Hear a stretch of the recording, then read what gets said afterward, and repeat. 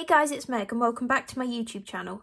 So today I'm going to be teaching you how I draw some of my favourite Christmas doodles to go in my bullet journal. I've got 5 that I think are probably my favourite ones that I like to use, so let's just get started with the first one. So first off are the little Christmas gnomes, which are actually the theme for my bullet journal this December. So I always start off with the hat that goes on top. It's really wiggly and always looks a bit squished because that's just part of their style. I always start at the tip of the hat, follow it round the edge, make a little N shape and back up the other side, making sure the lines are a little bit wiggly and jiggly because you don't want it to look neat. It's meant to make the hat look all creased. Then when you've got that shape, making a circle shape under the hat which acts as the nose, and then you just want to do some fluffy lines to make the beard. Some people choose to leave it as that, but for my bullet journal at the moment I am adding in some sleeves and little gloves, which are very simple, just lines down both sides and the very basic mitten shape on the ends. Joining that down to the bottom and adding in tiny little feet at the bottom, which are just mini semicircles. And there's your little Christmas gnome. You can then also play around with the type of hat that they wear and the height of the little gnomes and all of that kind of stuff.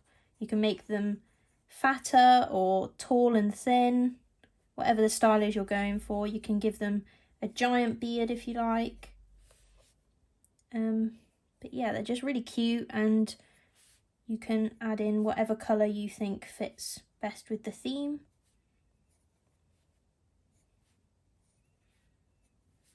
And I will also go over these in pen in just a second.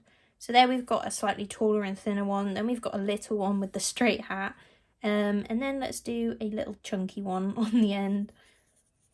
So I'll go with the bent hat again because I think that's just the cutest style that I like. Do the little nose. He can have quite a big chunky nose, this one. And this one can have a big wide beard to the point that you only just see his little feet underneath and none of the rest of him. So there's the Christmas gnomes. I'm now just going to go over the top in pen and speed that through for you.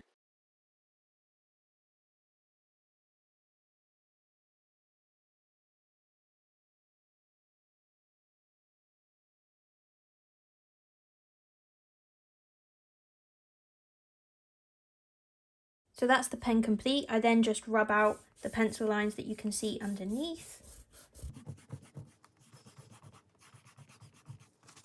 So that's our little Christmas gnomes done. Let's move on to the next doodle, which is going to be fairy lights. I know this sounds really simple, and I'm sure most people are probably confident enough drawing these. However, I just thought I would show you how I do it, just in case you want to know my way of doing it. I think it's fairly easy. So I only draw the string of the fairy lights in pencil just to make sure I've got the right shape. I then go over the top in pen straight away. You might want to draw the light bulbs in pencil first, but I've drawn them enough times that I kind of know how to do it just straight away in pen. So I make a tiny little 2 lines coming off to make the stand for the light bulb. And then I just do a weird kind of teardrop elongated cone shape on the top. They don't all need to be even. You can't really tell once they're all on there, so I wouldn't worry too much about that. It's kind of impossible to get them all the same shape anyway. But I just make sure that I alternate whether they're going above or below the string, and then just colour them in whatever colours you like. And there we have our fairy lights.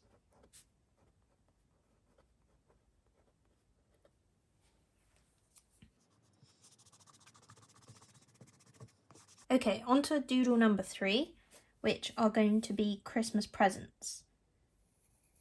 There are so many ways to draw these, but I really like this kind of simple, almost cartoon type illustration technique. I just do a simple square or a rectangle, whatever kind of shape you want to go for, but squarish kind of shape, and then I draw a bow on the top, which is made by a strange long sausagey shape, just like this, with a little circle in the middle, and then I create the dangling bows, and then some lines going through the middle in a cross shape to show where the ribbon would tie around. I then also like to do a few different sized ones, maybe a tall, thinner one. You can do the cross with the string first if you prefer, doesn't really matter. But these are really important to do in pencil first, just so that you can see which parts you need to draw in pen and which parts would go underneath. So for example here, if you can see, you wouldn't draw the back line of the top of the square because that would be the ribbon sitting on top, if that makes sense.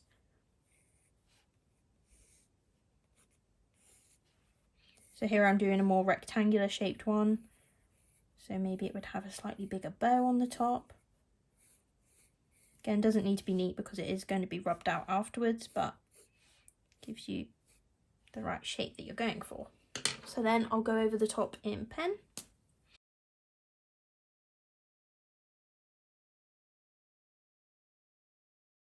And again, you can then colour these in various different colours. You can also add patterns onto the boxes if you like. So you could have a spotted one and colour in the spots. You could make one stripy, or you could just use block colours, whichever you prefer. You could even put hearts on it, stars, anything you like. And there you have your presents. So the next doodle we're going to do is snowflakes. These are really cute and look really effective, I think. But sometimes it's just a bit hard to know how to draw them and where to start. So this is what I do. I do a cross and another cross going through the middle like that. And then I will do little tiny arrows on the diagonal ones, 2 on those, facing in towards the centre of the cross. And then on all the opposite ones, do the same, just one of those and facing the opposite direction. And there's one type of snowflake. Another type of snowflake you could do, again, do the same cross type method.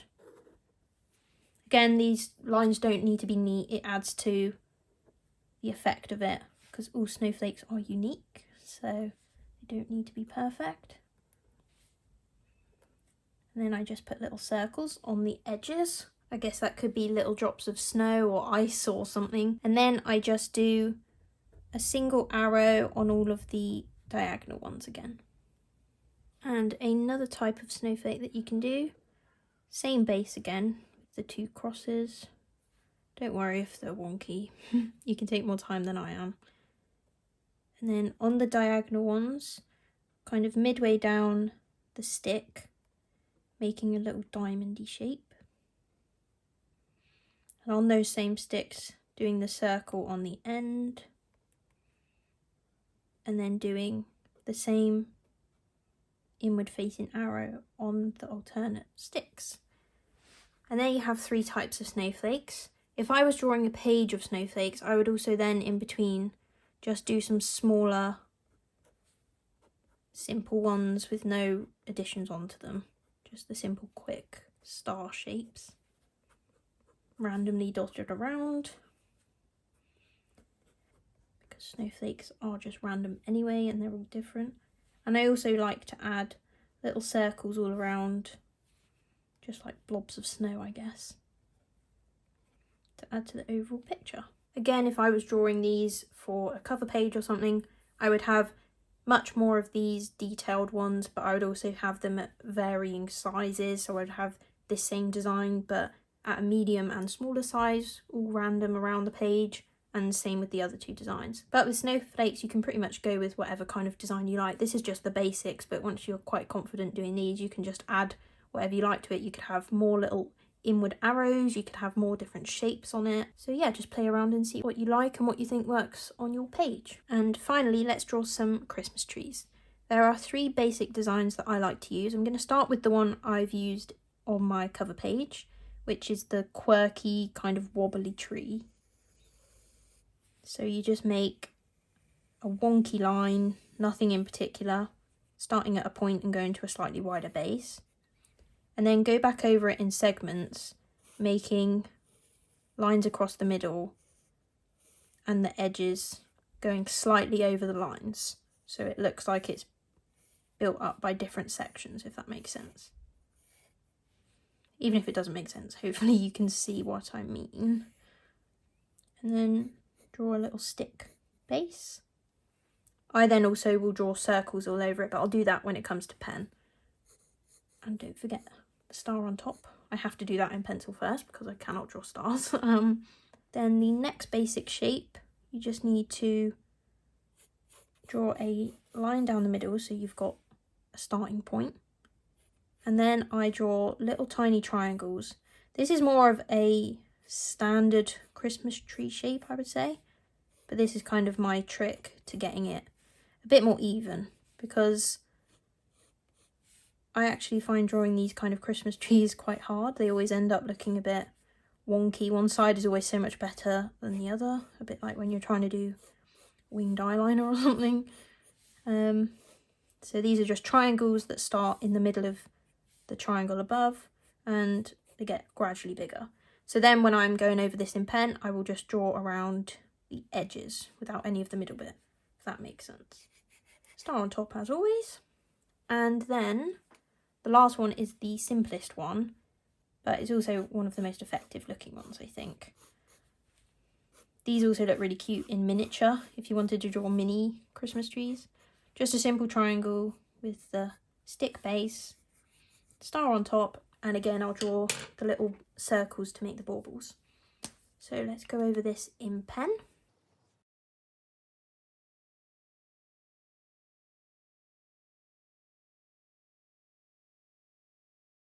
And there you have your Christmas trees. So I would recommend that when you're drawing those, and all of these doodles really, if you're doing pencil underneath first, which I definitely recommend, I would draw as lightly as possible so that it makes it easier when you come to rubbing out. I just had to draw them a little bit harder in the pencil so it shows up on the camera. But hopefully that has helped. And like I said, you can personalise these to suit whatever you think. So like you can draw the designs on the presents, obviously do whatever colour matches your theme. And you can even do little designs on the hats as well. You could have a spotted hat, you could have big spots, little spots, you could do stripes or stars.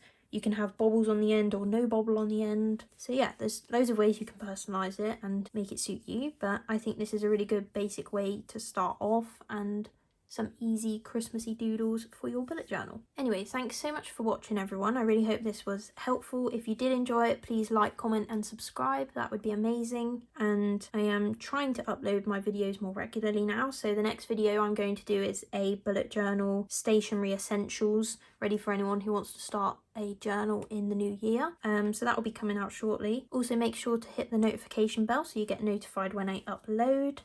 And I'll see you in the next one.